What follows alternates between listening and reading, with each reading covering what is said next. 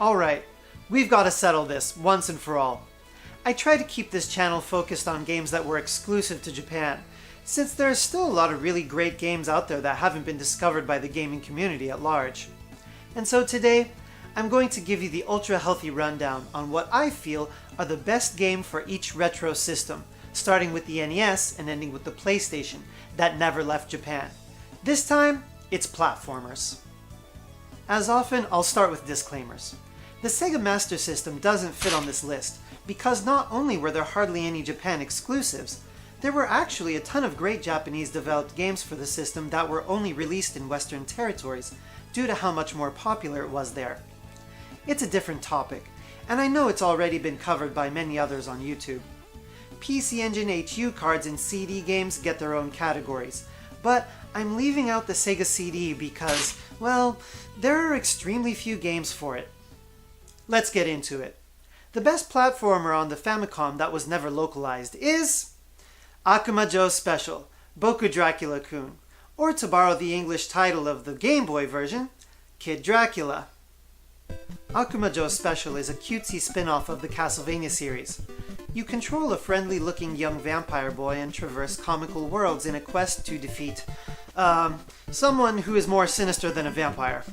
You gain a new ability after defeating each boss, like a stronger shot or the ability to transform into a bat. Everything is very precise, the difficulty grows gradually, and it's exactly the kind of game we came to love Konami for making. Except we never got a chance to fall in love with this one, because it stayed in Japan. I debated on choosing Kid Dracula for the Famicom because I love Donald Land so much, and I also think Moon Crystal is a masterpiece, but Kid Dracula wins out on precision and long-term playability.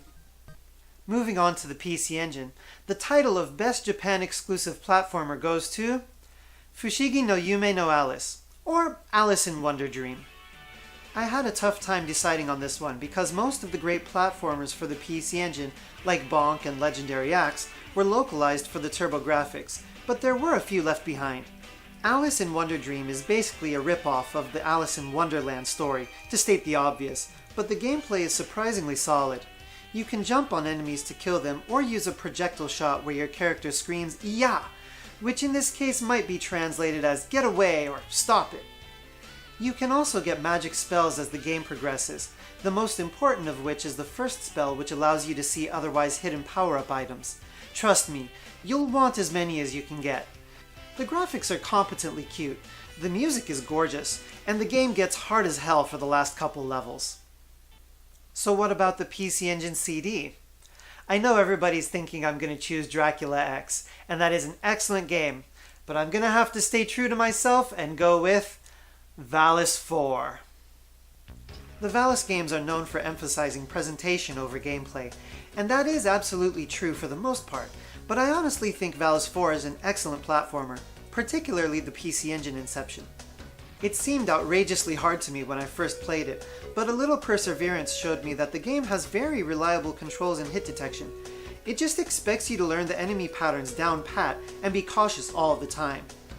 There are several characters you can switch between and, of all things, they're actually all useful in different situations.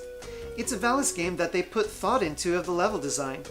For those who want to know how in the world I could recommend this over Dracula X, it's simple.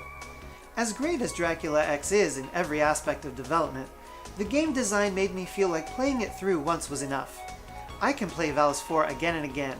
It's one for the ages, even if the action isn't as precise. Now let's get on to the Sega Genesis, or Mega Drive. This is another platform that was difficult to choose for because we got most of the great games in the West. I immediately thought of Alien Soldier, but actually, it was released in Europe. With that game disqualified, I'm giving this spot to Devil Hunter Yoko. Now I know a few people are probably thinking how in God's name I could put Devil Hunter Yoko at the top of any list. It's short and outrageously hard, but I've found it's hard in a way that makes me want to keep trying. The game was developed by Masaya, who also made Target Earth and Wings of War, although Devil Hunter Yoko doesn't have quite as robust of a game engine. Still, once you've accepted how precise every single jump and sword slash has to be, it becomes a competent platformer with tough level design and excellent music. But if you can beat it without continuing once, you may very well be God himself. How about the Super Nintendo or Super Famicom? This one was easy for me. Magical Poppin is the best platformer for the system that we never got in English. Now there are some close runner-ups. The Mystical Ninja or Goemon games are works of art and great games, but we already know what to expect from them. Magical Poppin has everything. Absolutely perfect control and hit detection, big levels with multiple bosses, colorful environments, and it's just satisfying to play. It's unfortunate that it's so expensive, but maybe it's nice that a holy grail or two exist for each system, especially if they're extraordinary games. We're now moving into the 32-bit era. Such a huge portion of the Sega Saturn library stayed in Japan, you'd think it would be difficult to choose just one platformer. But it's not. It's totally obvious. Psychic Assassin is the best action game that never left Japan. It's not an extremely long game, but Psychic Assassin has the kind of creativity in level design, enemy artwork, and boss patterns that separate the great from the average. The whole game is overflowing with ingenuity. In fact, there are few platformers before or after it that can match the depth and variety it offers. Again, it is really unfortunate that it costs so much, but hopefully that will encourage people to take care of what few copies there are. And finally, the PlayStation 1. As highly praised as the PlayStation's library is, it blows my mind how many great games never left Japan, probably just because they were 2D. I apologize for the lack of surprise in my final choice, but The Adventures of Little Ralph is most certainly the best platformer for the system that never left Japan. I know I've already talked about this game in other videos, but I really can't say enough how well Little Ralph plays. It nails every checkbox. Graphics, music, control, size, challenge, even the story is good enough to not be disruptive. In addition to being a great platformer, there are a few bosses where the gameplay style changes to a 2D fighting game, and it's well done. We now know that Sony of America had been passing over games without any polygonal graphics at the time, and this game is the proof of what a flawed policy it was.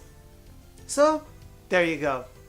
There were definitely some close runner-ups for each platform, but I wanted to stick with one game per system.